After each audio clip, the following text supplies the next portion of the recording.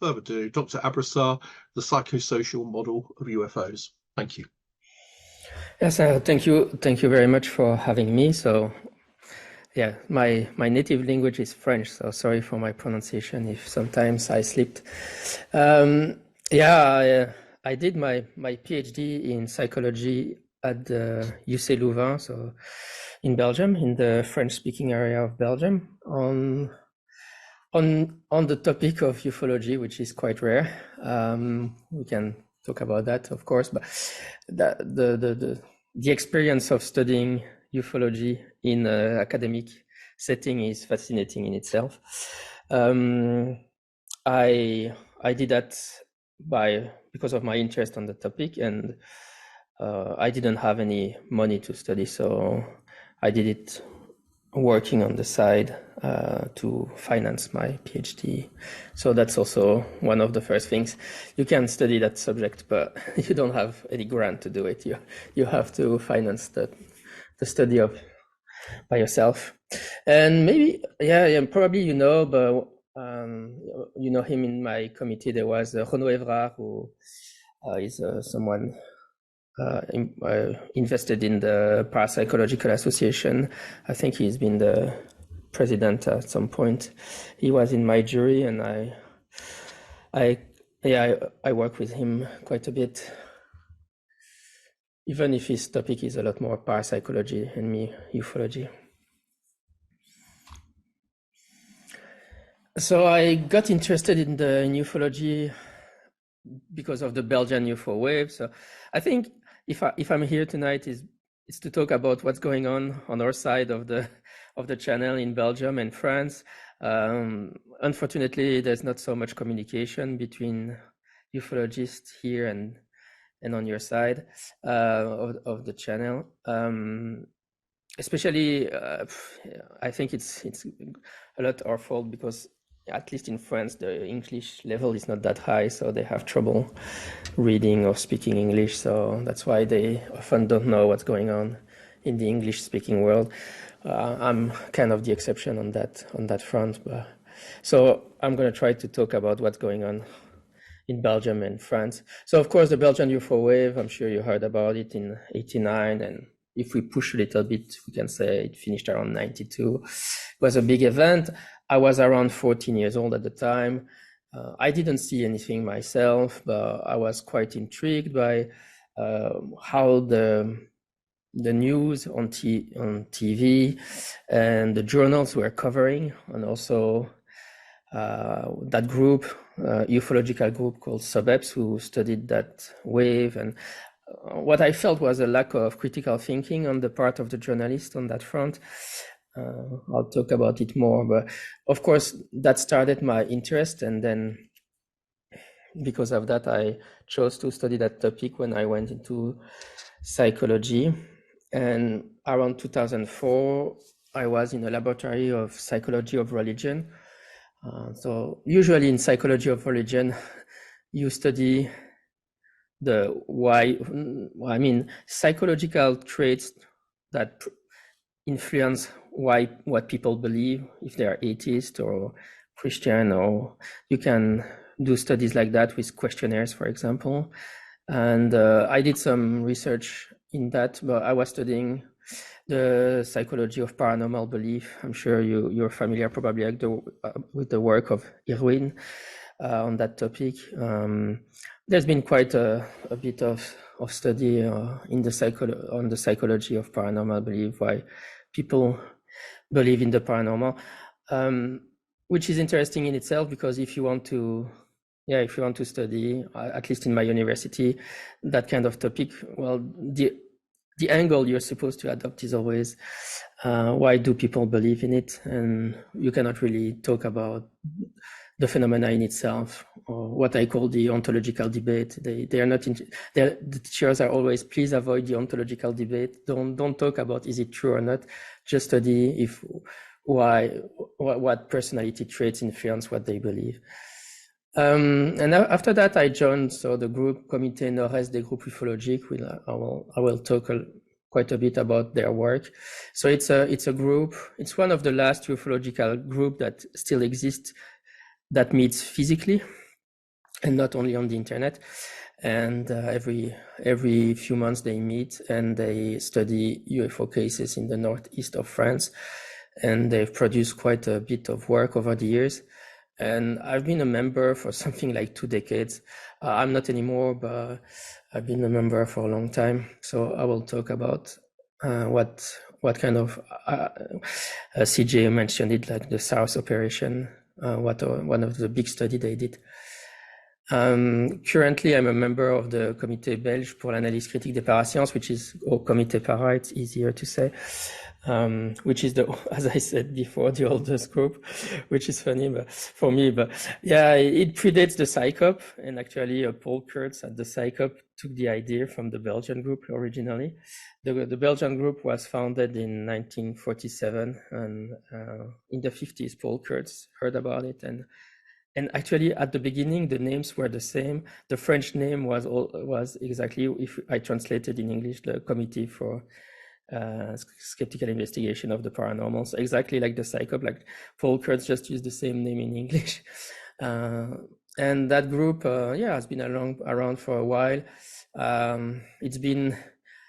It was very active in at the end of the war, because there were lots of psychics and medium who claimed they could find people on the battlefield. So that's why the group appeared at the time.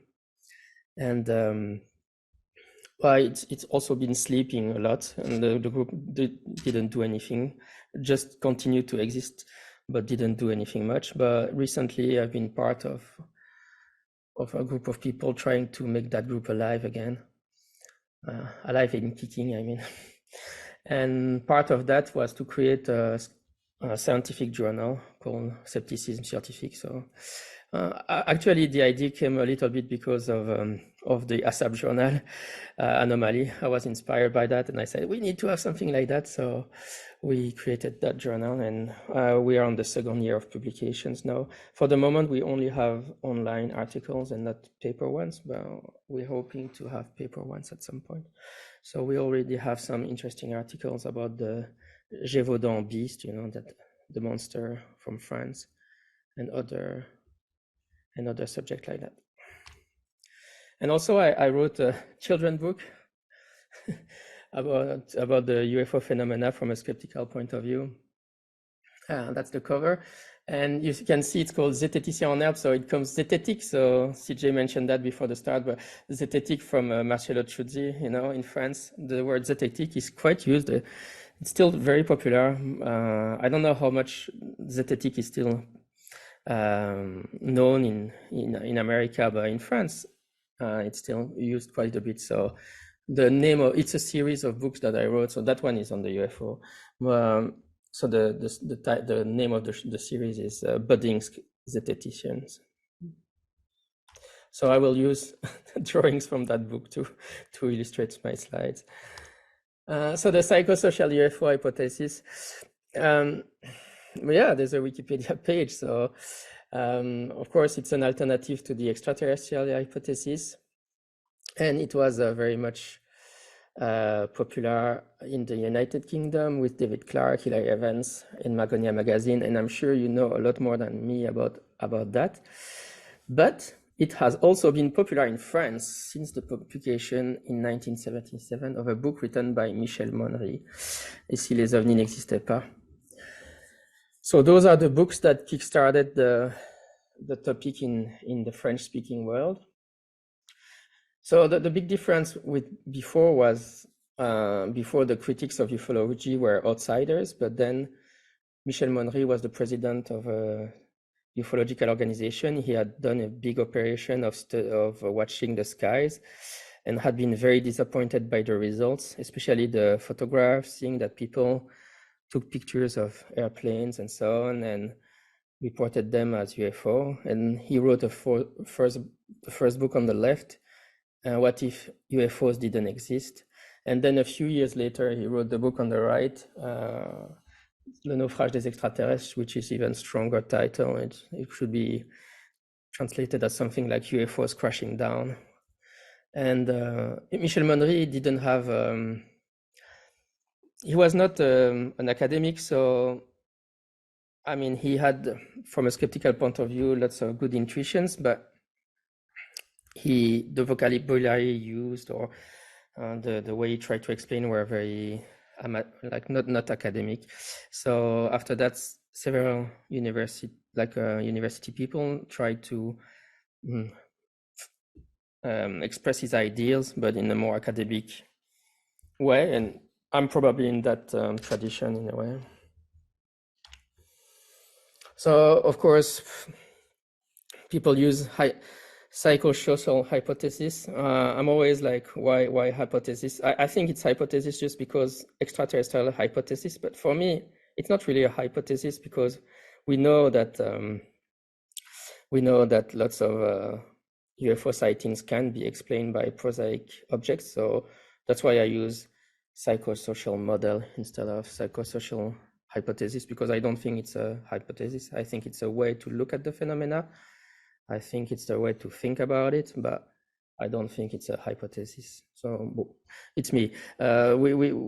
We've been discussing in France a lot about what would be the best name for that approach, but nobody is happy with even psychosocial hypothesis or model.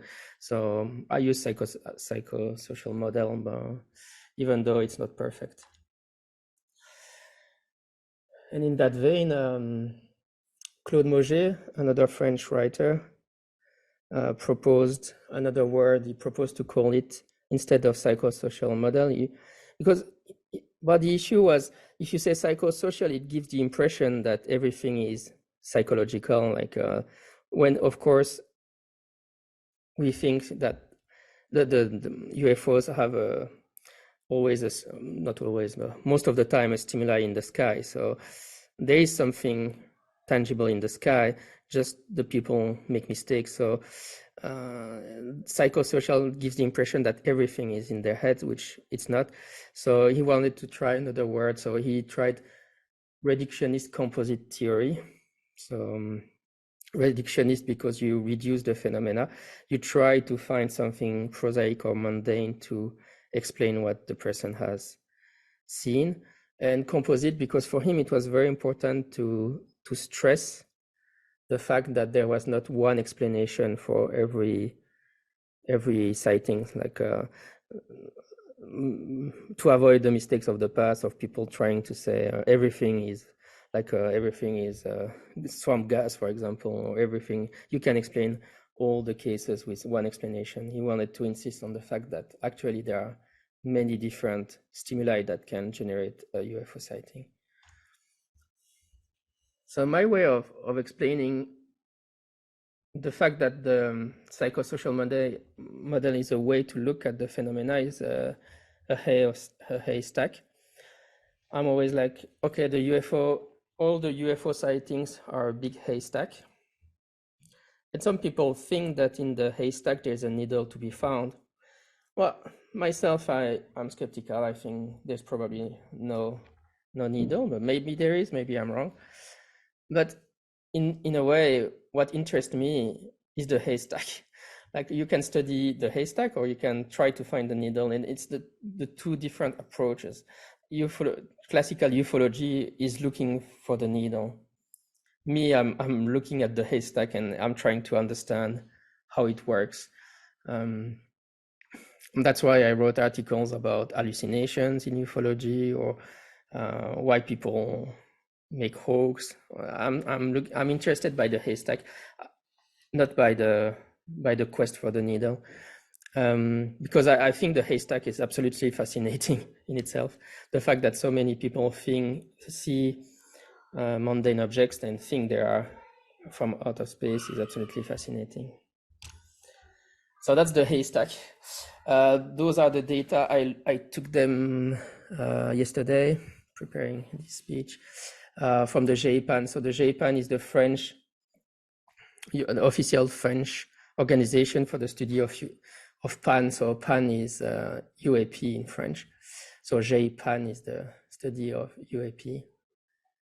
And yeah, it's part of CNES, so the National Center for Space Exploration. So it's a section of the equivalence of the NASA for the French, and they have that section called JPAN for studying UFO. So let's be clear, it's very, very, very small. To my knowledge, it's actually one person and one secretary. But the way they decided to work is to ask for help from people like from my ufological organization. So we collaborate with them, and yeah, they will say, we have a case, can you go investigate? And I don't do that myself, so I cannot be specific because I'm not French, so I'm Belgian. So, but most of my friends, they are part of that system. So the person in the office at the CNES don't go investigate. Usually, he just call for some of people from the organization to help for free. So in the database of the JPAN right now, they have 3,037 cases, and you can see they have 24 cases that are perfectly.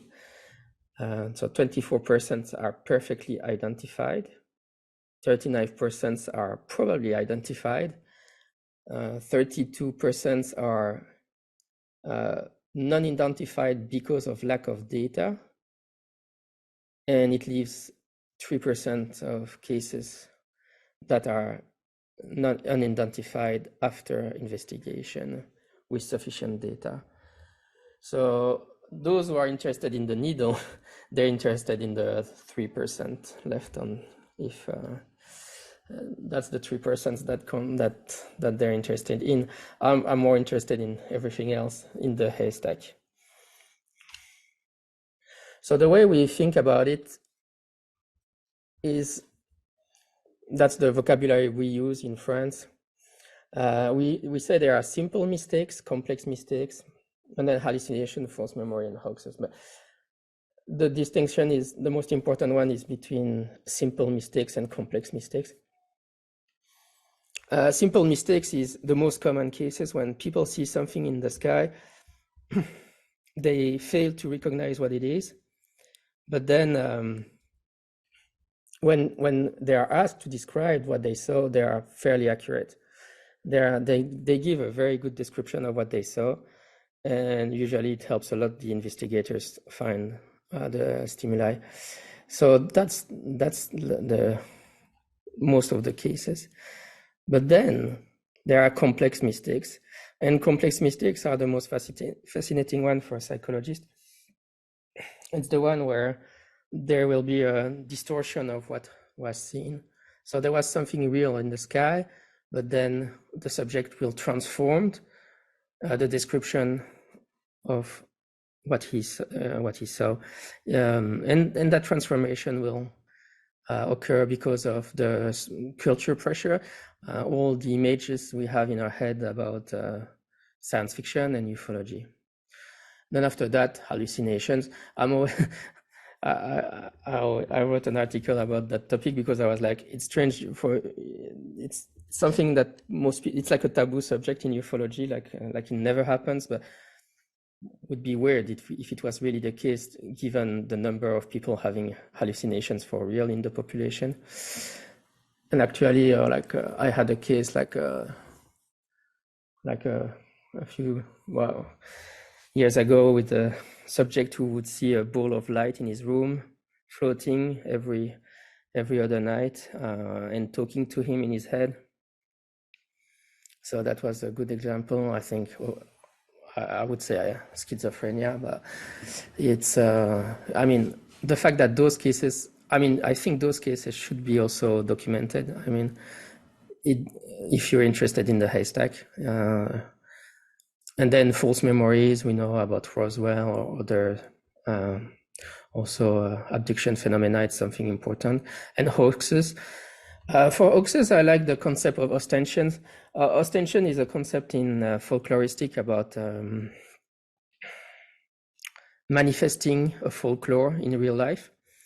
And classic example of ostensions in the literature, they're always the same given, but like a group of teenagers going into a cemetery at night to scare themselves, or going to a haunted house to scare themselves and trying the Ouija board.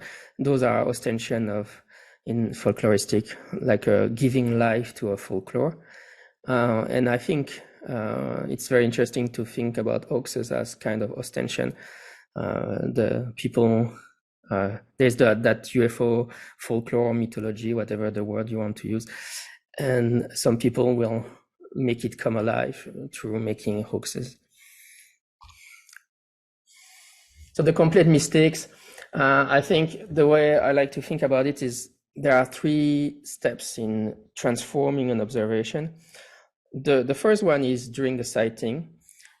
There can be illusion happening. Yeah, the classic one, I had the tree lantern, tie lantern, lots of cases like that for the moment, a tie lantern, and then when you look in the sky, you see the 3 points, and then it becomes a spaceship with 3 points, because when you have 3 points, you tend to fill in the blank, and classic illusion.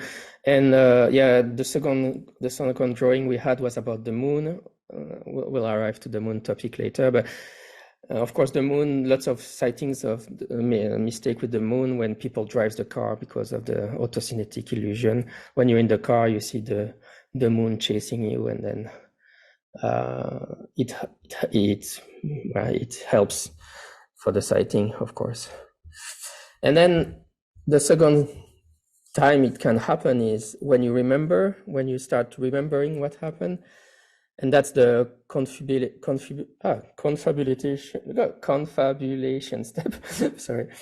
And then that means each time you remember a memory, you start changing it. And of course, the more times passes, the more the memories will change. And in sociology, it's always the same. Like, I got a fish that big, and then the next week that big, and then the fish gets bigger and bigger and bigger. And then when you have the testimony, then there's the suggestibility, because you can be influenced by the way you are asked questions. It's all the difficult problem of leading questions. If you ask questions that pinpoint toward an answer, it will influence the witness, and it will change his actual memory. So that's something that really clearly happened in the Belgian UFO wave. So the main actor in the suburbs was a physicist called August Mason. And August Mason was from the German-speaking part of Belgium, from Eupen, which is a really small community in Belgium. And the first 2 witnesses, the cops that kickstarted the Belgian wave, they were from that same area. So he was the one who went to ask questions, and he had different aspects that could put pressure on them to change what they think they saw. First off, he was a university teacher, and secondly, he spoke their language, so German, but not only their language, but their dialectal language from that area. So he was like a neighbor for at the time. He wasn't living there anymore, but he was like someone from the area. So for them, it must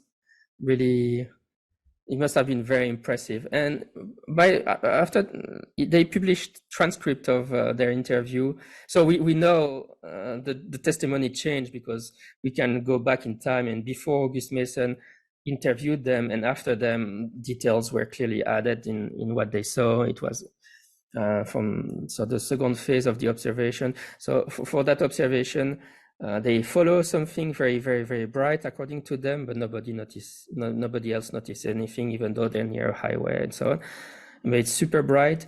then according to them, then they lose that object from sight, and then they find it again, and it's above a dam. And yeah, we think actually one of the issue was it's actually two different objects they saw. They linked two things together that were not the same object. The first one, that's the first part with the very bright object. I mean, we doubt it was very bright because, as I said, they were in a very populated area with lots of car passing, according to them, but nobody saw anything, even though they said it was as bright as a football stadium. But I mean, hypothesis we have is probably maybe an helicopter. But for the second part of the sighting, it's pretty clear it was Venus they saw. The location, it was in the sky, perfect for Venus. And when they gave the first description of that phase of the sighting, they're clearly describing Venus. But after they had the interview with August Mason, suddenly lots of details were added, and suddenly there were like short lines getting out of the objects and stuff like that. And yeah, they published the transcript, and you can really see how the entire, not the entire dialogue, but some part of the dialogue, and you can see how August Mason asked questions that influence the witness very clearly. So that's the whole problem of leading questions. Also, how to avoid that when you do an investigation. We can talk about it, but it is no easy solution to that. So yeah, we mentioned that before, but of course, in our point of view, there's a clear influence, a retroaction influence between culture and what people see.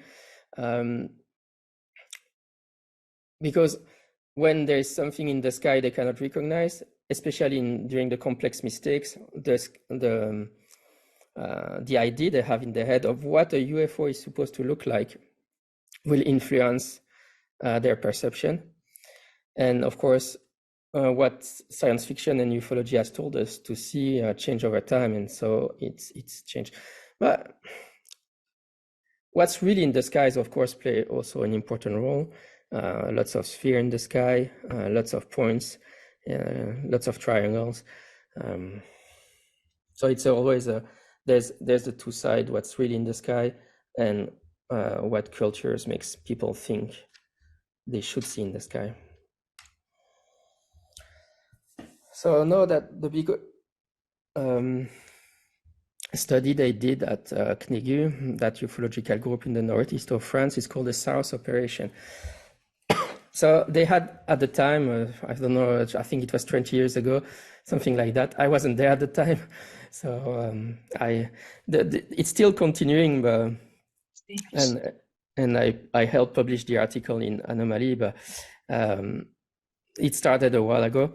They were talking and they were like, so it was a group of people who were classical alien ufologists at some point, then started move toward more psychosocial model. So at the time they were like, one of them said, is it possible for some people to confuse the moon with a UFO? And the other were like, no, it's not possible. Everybody knows what the moon looks like. How could you confuse the moon with a UFO? It's not possible. So they came up with an idea to test that hypothesis, which is very interesting because we know it's very difficult to really test and do empirical experiments on those questions. But so they found a very interesting idea based on the Saros. So the Saros in astronomy is a period that brings back the moon exactly 18 years in the same position in the sky. So that means it's not the same season, but the moon is at the right spot in the sky. So it's not perfect, but to have the moon come back at the same spot and have the same period of the year, that would ask a much longer cycle. So 18 years is already very long. But then what they decided to do is to go back into their case database of cases and find all the cases they thought it could have been a moon, a mistake with the moon. And then they went back and checked either with the, at the beginning, they systematically did with the witness, and then after that without the witness sometimes, but to see if it matched. So it's not perfect because in 18 years, of course, even if the season can be different, there can be clouds that night. They can have built a building and then that wasn't there before, so you don't have the line of sight to see the moon anymore. But it still worked well enough to realize, to make people see, and they're like, oh yeah, that's actually exactly what I saw that day. Especially lots of cases, as I mentioned before, of people driving a car and they have the impression that the UFO is following them in their car, chasing them. And then in that case, the CNUEGU team, they went in the car with the witness and they would drive the same way, and the moon would show up exactly at the same position of the UFO in their cases. So another case that was studied a lot there was an interesting publication by the CNUEGU, was about the Kelly-Hopkinsville encounter. So I'm sure you know Kelly-Hopkinsville, probably even the explanation, but it came from us actually. So that's a very famous case in 1955 of a family of farmer with there's a sighting of saying something flying in the sky. We now know it was a meteorite. But then after that, when the farmer comes back, the Sutton, he comes back to the house, and then there are two aliens attacking or threatening the farm, and there's it's a very dramatic story, some gunfire shot and so on. And Renaud Leclerc, one of the member of the organization, he did a very thorough study showing that every details in the account of the case can be explained with a mistake, with a Great O, American Great O.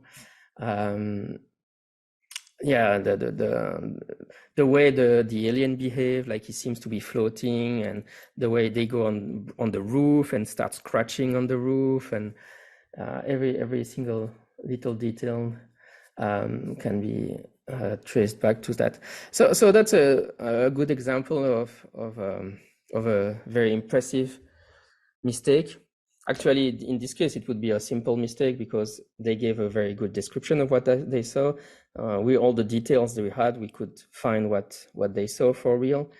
But then often it generates what I call an argument from incredulity, even among skeptics who are not interested in the topic like I am. They would say, it's me, I call that the argument from incredibility. It's just, I cannot believe that someone would make such a mistake. That's the argument, right? I cannot believe it's just not possible. Like people cannot confuse the moon with UFOs, or a farmer cannot confuse a great American great home with an alien. Yeah, I mentioned that because I think it's kind of an appeal to emotion. I'm like, yeah, if you don't have a better explanation than the one we propose, but yeah, okay, you cannot believe it, but what do you want me to say? But it's often really the gut reaction that people have. But I think the only real rational way would be, let's find another explanation, a better one, like for the Kelly-Hopkinsville. If people can find a better explanation than the one we found, which I don't think, I think we got the right one. I mean, yeah, but just it's funny, even among skeptics, which is really interesting. Brian Dunning, I think, did an episode about the Kelly-Hopkinsville, mentioning that explanation from Renaud Leclerc from our organization. Even the skeptics were like, no, I cannot believe it's not possible that something like that people would do. And I think, me as a psychologist, I'm like, no, actually studying the UFO phenomena, you discover that actually people do that kind of mistake, which is the real fascinating one, fascinating fact. There was also a case, unfortunately was not well documented, during the French wave in 1955. It was reported by a journalist, so maybe it's not reliable, but in that case, during that wave, there was lots of sightings of third encounter of the third kind. And that person saw a UFO landing on the road near his house and went with a gun, and and tried to shoot at the alien. And according to the journalist, it was one of his neighbors trying to change his battery. So, of course, it's a journalist, so maybe that story is not reliable. But I mean, we see that some case. One of the example, anyway, the best way to explain that it's really possible. It's I always like you know hunters. Hunters every summer they make mistake like that. Every year in France or Belgium, you have stories of hunters. They go in the journal. He was in the forest and he shot someone jogging in the forest wearing very bright colored clothes. And when you ask him, they say, I thought he was a deer. And you're like, how can you confuse a deer with someone jogging with bright clothes? And usually the journalist will make comments about hunters liking alcohol, which is exactly the kind of comments journalists will make about UFO sightings. I think it's very telling. But if you think about all those hunter anecdotes of people shooting at things they think it's an animal when it's a human being, and they should have seen it clearly, but actually they saw something. It's because once more, and the process is they're in a difficult environment. But for UFO, it's at night. But for hunters, it's the forest, but probably not also maybe well lit. And they expect to see something. For UFO, it's people expect to see what they saw in science fiction. But for the hunter, he expects to see a deer. And then you don't see really with your eyes, you see with your brain. And in very confusing information, your brain reconstructs the image incorrectly, and he sees a deer when there's actually someone for a brief lapse of time. But it's enough for him to shoot at the person. So what about the expert witness, pilot, cops, and so on? But for me, I'm always like, experts are people that make mistakes less than non-experts. So it's not a very good argument, especially for real. Nobody can be an expert in recognizing alien spaceship because we don't know what an alien spaceship would look like. And I always have a Japanese saying for that. So it's the Japanese saying is even monkeys fall from trees sometimes. So even an expert in climbing fall sometimes. So I don't really buy the expert, or those are experts, so like pilots or cops. For the Belgian UFO wave, of course, the fact that there were cops, the two first witnesses, was a very, very important starting point to the wave. The first night of the wave, the suburbs will say the first night of the wave, there were lots of independent witnesses. But the thing is, they were not truly independent, because what happened the first night of the wave, there were the two cops. And the two cops, they appeared in the newspaper 2 days later, if my memory is correct. And they said, here's what we saw. And then after that, people started calling so in those articles, they said, if you have any information, please call the suburbs, so that ufological group. And then after that, people started to call the suburbs, and they said, that day I saw something. Sometimes they even said before that day, but that's a few cases. But what happened is, it's not independent anymore, because they made a big case of those being independent, but they're not independent because actually they read the description of the UFO in the journal. And then only after that, they called the suburbs and said, that's what I saw. So the journal already influenced what they, who knows if they would have even testified. I think they wouldn't have testified. We'll see that later. But so the fact that there were cops in the media played a very important role, because they seemed like legitimate witness, and that we should believe. And I'm not saying I don't believe what they said. I think they're sincere, of course, wrong but sincere. But the fact that, which is strange as an argument from authority. I mean, like, why cops? I mean, at best we know they didn't do a prank, and we know that they didn't drink alcohol.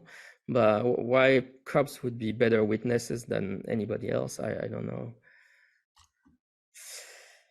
That's another important book that was written a few years back. So before, so there was the JPAN, the organization that study UFO for the French government, has existed for a long time, since 1977. And around the 90s, the director, the one person in charge of that section, was named Jean-Jacques Velasco, and he was really pushing the extraterrestrial hypothesis in the media. He was saying we have cases that prove the extraterrestrial hypothesis on TV regularly. And yeah, the CNES, so the French equivalent of NASA, was quite embarrassed actually, because what to do with that person saying we have the proof that aliens are here. And so our group of investigators, some of us, we try to contact and say, can we access your files, your database, to check? You say you have cases that prove for sure the extraterrestrial hypothesis. So can we have access to them, and can we check them? And at first he said no. Then we put pressure through university to have access to those files, and at the end we did. And then yeah. The stunt that they had at the start. I couldn't understand if it was a question or not. Sorry. So I'm sorry. So yeah, we could access, and then we checked all the cases that he said were bulletproof, if you want.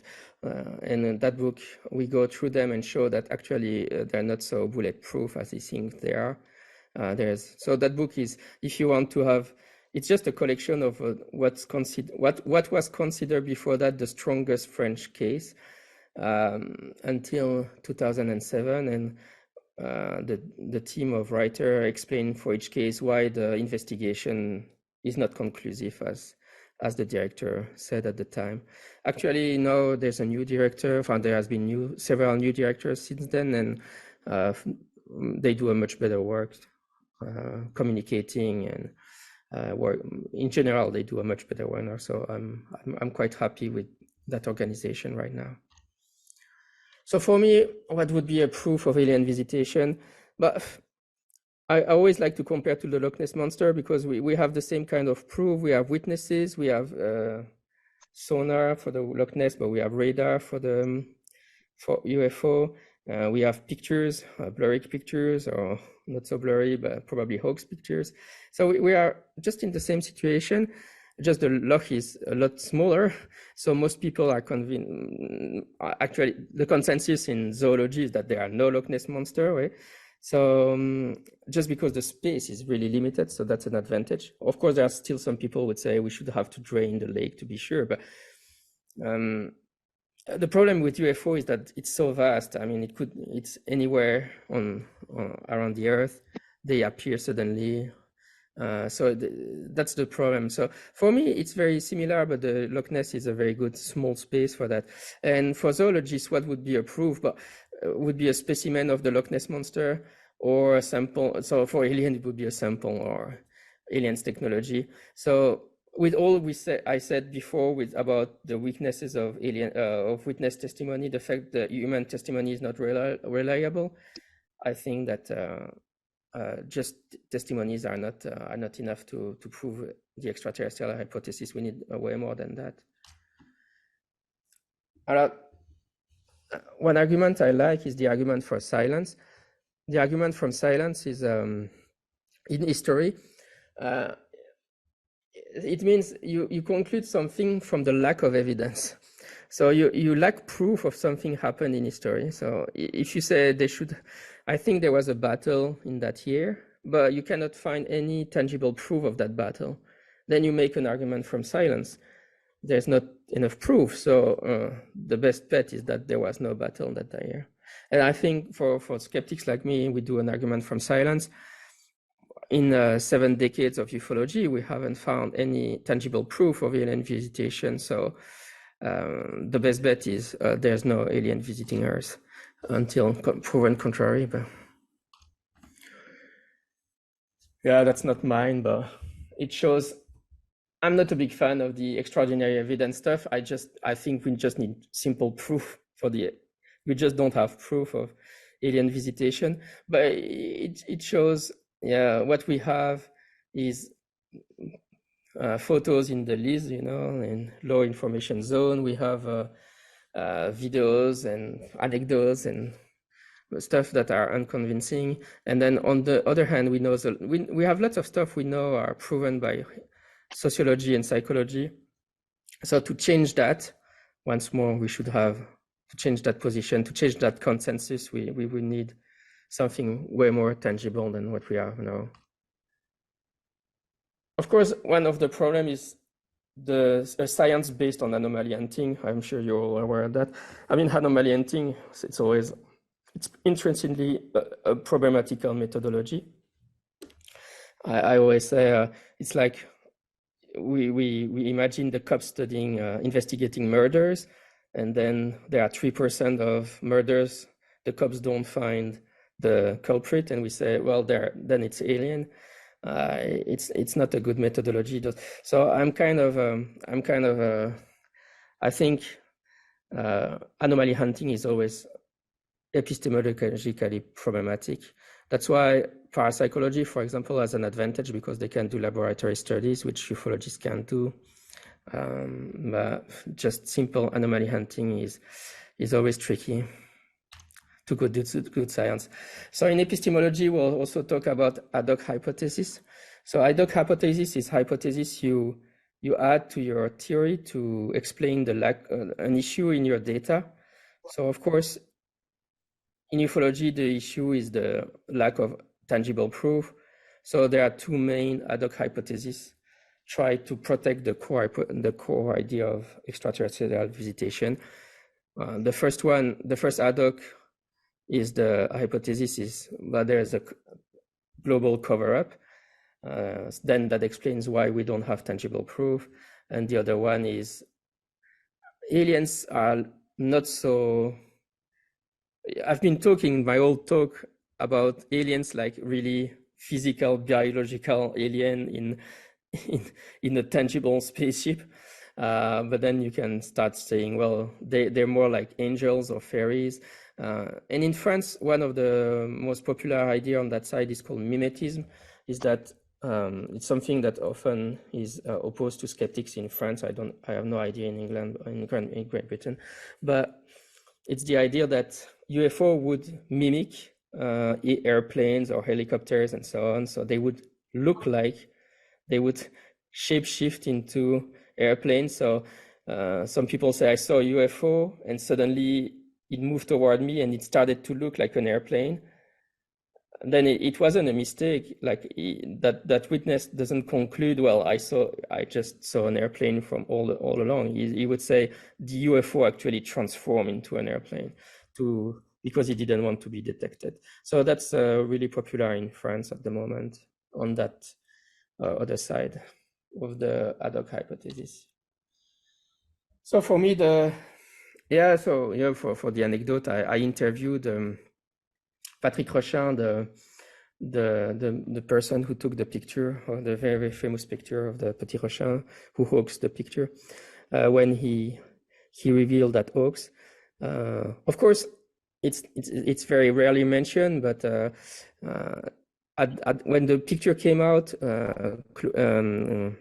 Pierre Maguin, a physicist in Belgium, wrote an article in a peer-reviewed journal in physics, stating that he thought that the picture was very dubious, but he wasn't a member of the suburbs, obviously, and that article was not very mentioned at the time in the press or so on.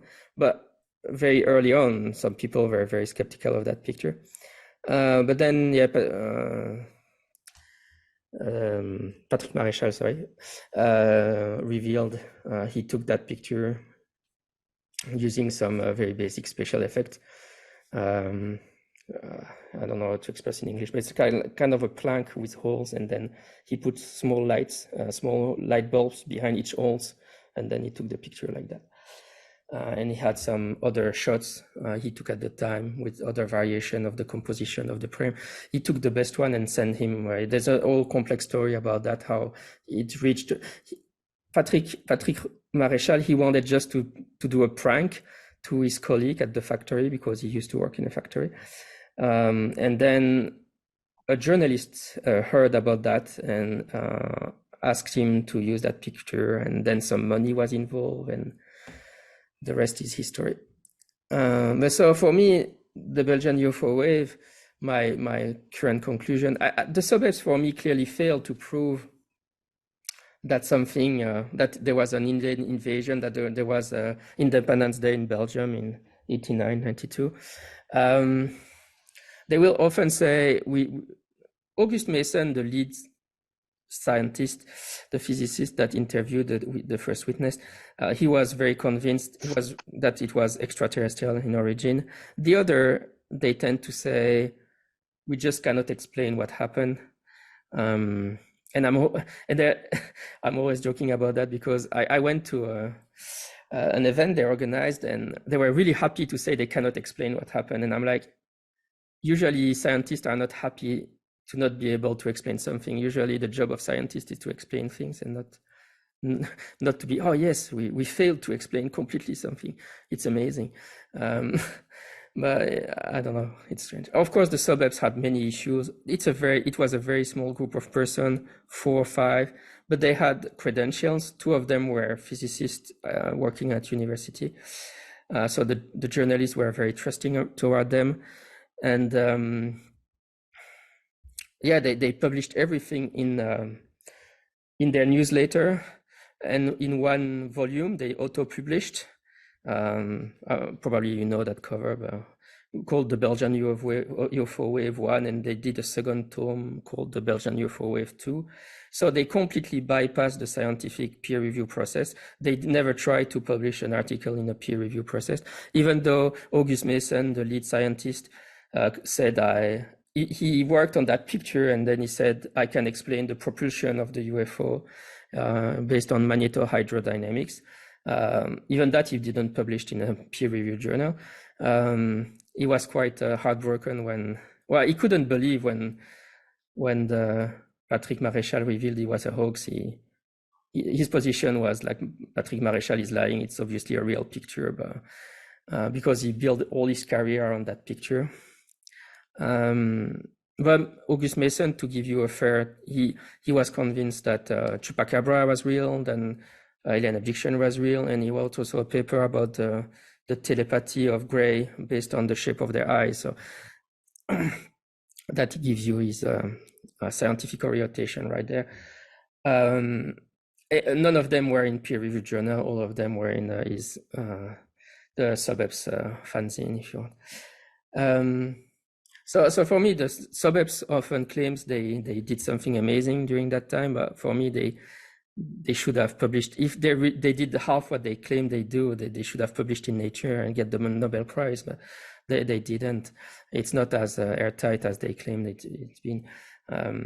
All the other pictures were not impressive at all. That was the only picture, so that's why it's always the one we see. That's why that's the one that was on the cover of their book. There was also some radar detection from, but they all can be explainable by artifact. The most famous one was by 2 FCs chasing a UFO, but the thing is, the 2 FCs, they chased the UFO because someone saw something in the sky, but when the 2 pilots chased that UFO, they didn't see anything themselves in the sky, and only one of the FCs, F-16, sorry, I'm talking French. F-16. So those are the jet plane. Only one of those jet planes, the pilots didn't see anything, so there was no visual confirmation from the pilots, and only one of them had a strange reading on his radar. So the conclusion of the army was there was a malfunction of the radar. Well, it's a little bit more complicated than that, but there was an inversion of temperature of on the ground that created an artifact on the radar. So even the radar detection for the Belgian UFO waves are not so impressive. So all that being said, I think the wave can be explained by that sentence from class.